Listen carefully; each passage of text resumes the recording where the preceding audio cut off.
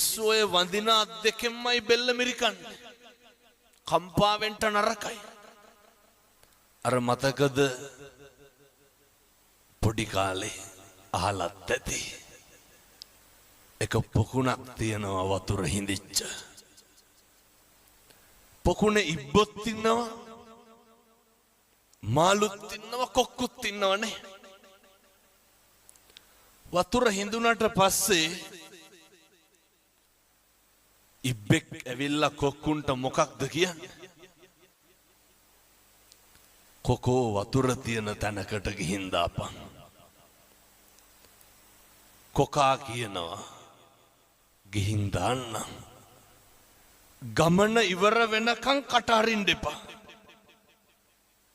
මේක හොඳ පණිවිඩයක්. කට වහගන්න තරමට ප්‍රශ්න අඩු නැද්ද?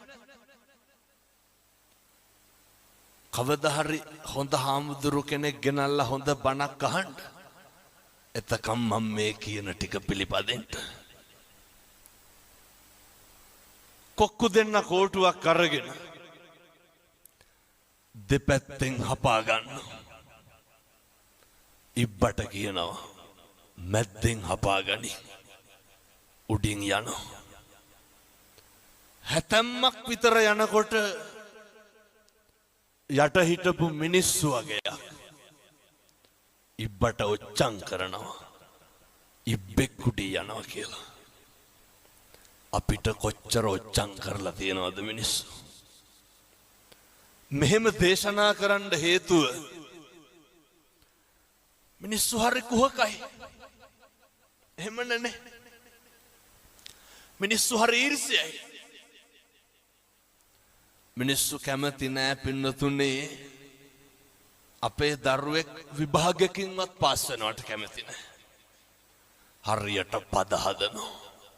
ඔය ඇත්තන්ගේ පැතිවල එහෙම නැතුව ඇති. මම කියන්නේ බොහෝ පැතිවල එහෙමයි. මිනිස්සු හරියට ගතු කියනවා. සමහර විට මේ අම්මලාට මතක් වෙනවත් ඇති අපේ ගමේ අහවලා වාගේ කියලා. මිනිස්සු එහෙමයි. මිනිස්සු කවදාවත් සතුටු නෑ අපිට හරියනවට. හරි කැමති වරදිනවනම්. ඉබ්බටත් ඕක උනේ. ඉබ්බා යනකොට මිනිස්සු ඔච්චම් කරා. ඉබ්බා මොකද කරේ? අර මිනිස්සුන්ට බැන්න. බනිනකොට ඉබ්බා වැටිලා මැරුණා. අපි මොකද කරන්නේ? කියමු බලන්න. ඔය ජීවිතේ කේන්ති ගියා නම් කවදා හරි කේන්ති ගියේ. පින්නතුනි මම මේ හරි කරුණාවෙන් දේශනා කරන්නේ. එක වචනයක්වත් අහක නම් දාන්න එපා. එක වචනයක්වත් අපත යවන්න එපා. මේ පින්නතුන් ජීවිතේ කේන්ති ගත්තනම් කේන්ති ගත්තේ කවුරු හින්දාද? කවදාවත් මේ අම්මලාට තාත්තලාට ගෙදර දවල්ට බත් කාලා ඉඳගෙන ඉන්නකොට ඔය කේන්ති ගිහින් තියනවද? නිකන් ඉන්නකොට නෑ. ඉබ්බට කේන්ති ගියේ කවුරු හින්දාද? අර කොහෙවත් යන මිනිස්සු හින්දා. අපිට කේන්ති කියන්නේ ඇයි? කොහෙවත් යන මිනිස්සු හින්දා. විනාශ වෙන්නේ කවුද? අපි. මතක තියාගන්න ඕනේ. ඉබ්බා මැරෙනවා. සතියකට විතර පස්සේ අයත් කොක්කු දෙන්න එනවා. තව ඉබ්බෙක් ඉඳලා කියනවා කොකෝ වතුර තියෙන තැනකට ගිහින් දාපන්. කොක්කු දෙන්න මොකද ඉබ්බට කියන්නේ? කවදාවත් ආයේ ඉබ්බෝ ට්‍රාන්ස්පෝර්ට් කරන්නේ ඇයි? ඉබ්බන්ගේ කටවල් හොඳ නැහැ. 1000ක් පොරොන්දු ගිවිස්සනවා මොකේද? පොරොන්දු වෙනවා කොකෝ කට අරින්නේ නැහැ ගිහින් දාපන්. අයත් පරණ විදිහට කෝටුවක් අරගෙන දෙපැත්තෙන් හපාගෙන යනවා. හැතැම්ම දෙකක් විතර යන්න ඇති. අයිත්තර යට හිටපු මිනිස්සු ඔච්චම් කරනවා ඉබ්බෙක් කුඩී යනවා කියලා. අර ඉබ්බද කට ඇරි නෑ. අර කෝටුව තව ටිකක් හයියෙන් හපාගත්තා. දැන් පාඩුවේ යනවා. අපිත් ඔහොම තමයි. අපි ඉවසනවද කරන්නේ කල්මරනවද කරන්නේ? අපි කියන්නේ ඔය පස්සේ බලා ගන්නම්කෝ. පස්සේ බලන්න යන්න එපා. මෙහෙම ටිකක් ඉන්නම් කියලා කියනව නේද? ජීවිතේ පුරුදු වෙන්න කල්මරනවට වඩා ඉවසන්න. මේක ටිකක් ඉවර වෙනකන්වත් මීටර් 500ක් විතර ඉබ්බ ගියා. කටවත් ඇරියේ නැහැ.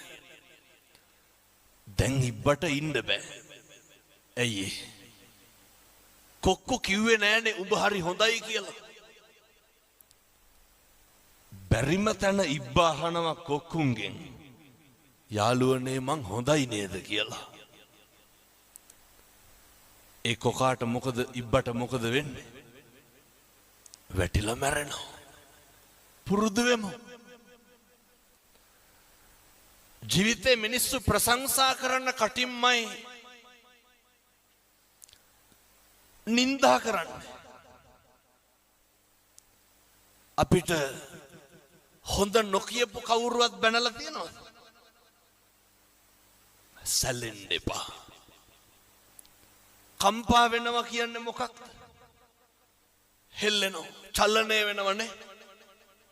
හෙල්ලෙන්න එපා. සේලෝ යතා ඒක ඝනෝ වාතේන සමීරති. එවං නින්දා ප්‍රශංසාසු න සමිච්ඡන්ති පණ්ඩිතා. පර්වතයක් වගේට බණින එක කාගේ වැඩක්ද? එක අනුන්ගේ වැඩක් නේ. මොකටද අපි කුලප්පු වෙන්නේ? අපි හොඳයි කියලා හිතාගෙන හිටපු එවුම්මයි. එහෙම නැද්ද? හිතාගන්න බැරි නම් ඔය ඇත්තන්ගේ පවුල ගැන හිතන්නකෝ. හොඳට හිටපු මිනිස්සු නේද? කවදා හරි වින කරන්නේ. අපි උදව් කරපු උදවිය නෙමෙයිද? අපෙන් යපිච්ච පිරිස නෙමෙයිද? පුරුදු වෙන්න. මොකේටද? හෙල්ලෙන්න එපා. උදව් කරන එක අපේ යුතුයකම. බුදුවරු අපිට උගන්වලා තියෙන්නේ අපේ තියෙන සත්පුරුෂකම දෙන්න. ඇල්ලතර වීදුරුවක දෙයක්වත් බලාපොරොත්තු නම් වෙන්න එපා. ප්‍රතිරූප ගොඩනගාගෙන බලාපොරොත්තු වුණාම දුක අඩුයිද වැඩිද? මොකටද ප්‍රතිරූප? මිනිස්සු වෙනස් වෙනවා. දැන් ඔය